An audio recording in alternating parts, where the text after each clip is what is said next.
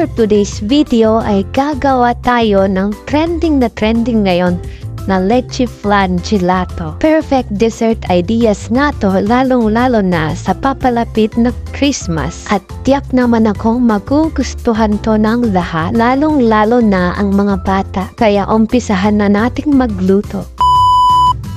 Para sa unang ingredients, itlog. Next, gulaman unflavored. At sunod naman natin ay 3 fudgy bar na may vanilla flavor. At next naman ay ang Alaska 2-in-1 crema asada. Ayan, 4 lang po ang gagamitin nating ingredients. Kaya naman, umpisahan na natin agad-agad.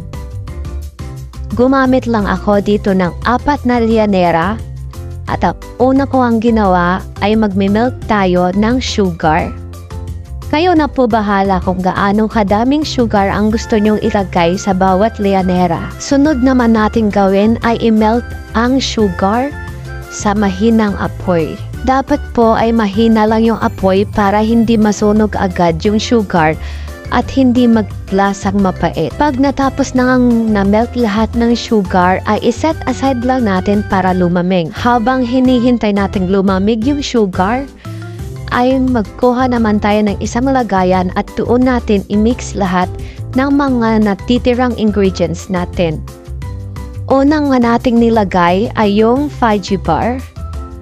Ayan, ilagay po natin lahat yung 3 fudgy bar kanina. At pagkatapos po niyan, maghugas lang tayo ng kamay at pwede na natin siyang durugin. Yes po, durugin lang po natin siya ng mabuti hanggang sa mapino na ito. At kapag napino na yung fudgy bar, ang sunod naman nating gawin ay ilagay lang natin yung kondensada. Lahat po yan ay ilalagay natin. Ayan, okay na. At ang sunod naman nating gawin ay ang pag-crack ng itlog sa isang mangkok.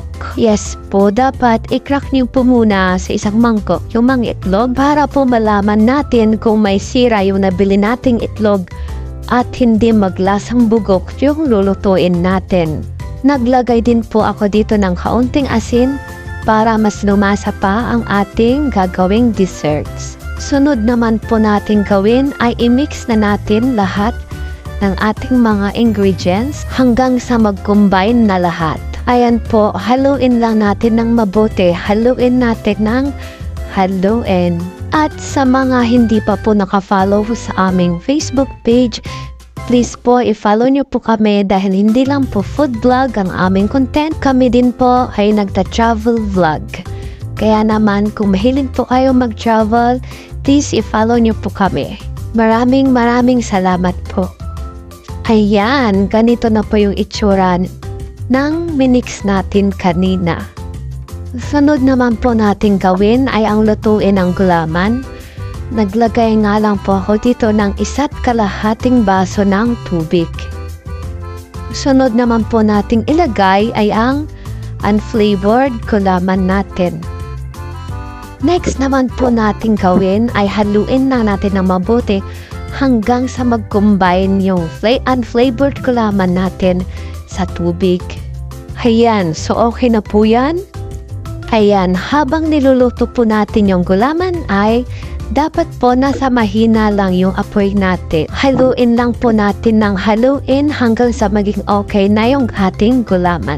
At kapag okay na yung gulaman ay pwede na nating ilagay yung mga minix nating ingredients kanina. Ayan, ibuhos lang po natin ng dahan-dahan at haluin po nating mabuti para mag-combine lahat ng ating ingredients.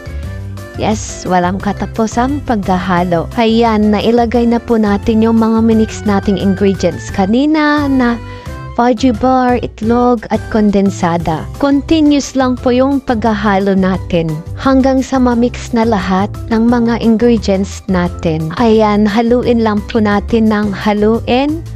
At kung okay na po sa tingin nyo yung niluluto nyo, ay pwede na po nating itong palamigin ng kaunti. Ayan, mukhang okay na tong gulaman natin. At amoy na amoy ko na din yung vanilla flavored niya. Next naman po natin gawin ay ilagay na sa lianera ang ating nilutong leche flan gelato. Ayan, lagyan lang po natin lahat yung 4 nating lianera.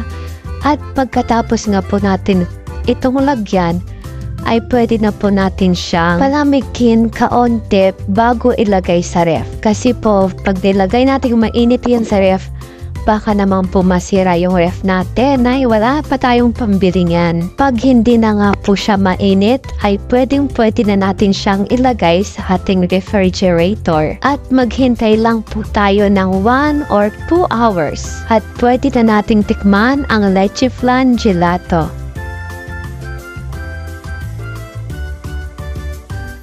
2 hours later. Ayan, pwede na to.